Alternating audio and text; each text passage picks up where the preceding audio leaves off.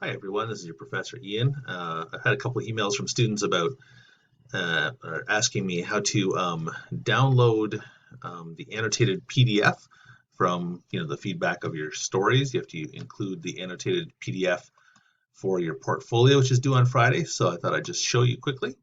So here I am in the course. I'm in the student view. So this is more what yours looks like.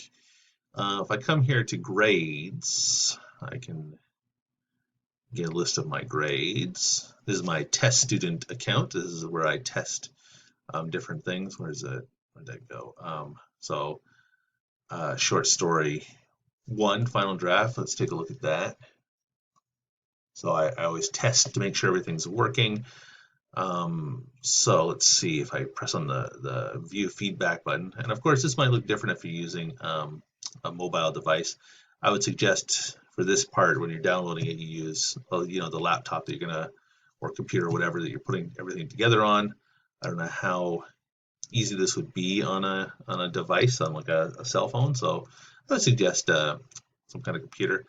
So here we go. Here's you can see, this is my story. Obviously, it's not a full story, and then here's some of the feedback I left. And up here in the top left is a button, a little arrow, where you can download the PDF. And then if I come up here to my little download button, yours might look different, especially if you're using a Mac or whatnot. But then I have downloaded the annotated PDF, and it's as easy as that. So then I'd include this with my final package with the portfolio. You can upload a number of documents. This way I can quickly review things, and you can have this as reference as you work on your portfolio. So please do include these two PDFs with your portfolio to show the before and after, the changes you've made. Otherwise, I have to dig through Canvas for, I think we're down to 24 students or something. I have to dig through Canvas for all 24 of you and cross-reference and everything. That's why I ask that you put together into one package for my reference.